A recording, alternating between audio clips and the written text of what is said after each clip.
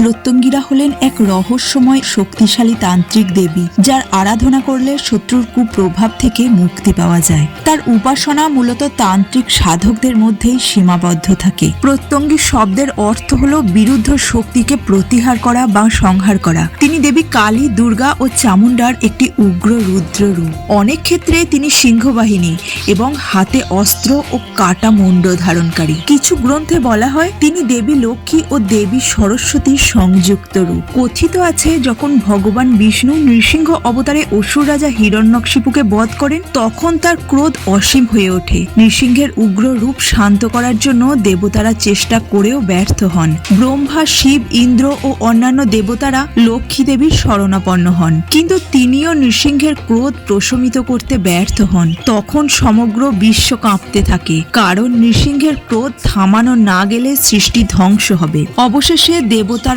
শক্তির মহারূপ মহাশক্তি দেবী পার্বতীর আহ্বান করেন। ঠিক তখনই মহাশক্তি প্রত্যঙ্গিরা রূপে প্রকাশিত হয়। দেবী প্রত্যঙ্গিরা তখন উগ্র রূপে আবির্ভূত হয়ে নৃসিংহের উগ্র শক্তিকে সংহারে ব্রতী হন। তিনি বিশেষ এক শক্তিশালী অগ্নিশক্তিকে নিয়ে আসেন, যা নৃসিংহের অতিরিক্ত ক্রোধ প্রশমিত করে। এই কাহিনী অনুযায়ী তিনি নৃসিংহের শক্তিকে নিজের মধ্যে ধারণ করেন এবং বিশ্বকে পুনরায় শান্ত করেন। তাই তাকে শক্তির সংহারক ও সংরক্ষক রূপ হিসাবেই দেখা হয়। অনেক তন্ত্র গ্রন্থে বলা হয় দেবী প্রত্যঙ্গিরা হলেন অগ্নিশক্তির প্রকাশ। তিনি যখন অসুর ও অশুভ শক্তির আধিক্য দেখেন, তখন তিনটি শক্তি মহালক্ষ্মী, মহাকালী ও মহাসরস্বতী একত্রিত হয়ে দেবী প্রত্যঙ্গিরা রূপ ধারণ করেন। তার সিংহবাহিনীর রূপ, ভয়ঙ্কর দৃষ্টি এবং অগ্নিসম শরীর অসুরদের মুহূর্তের মধ্যে ভস্ম করে দিতে সক্ষম।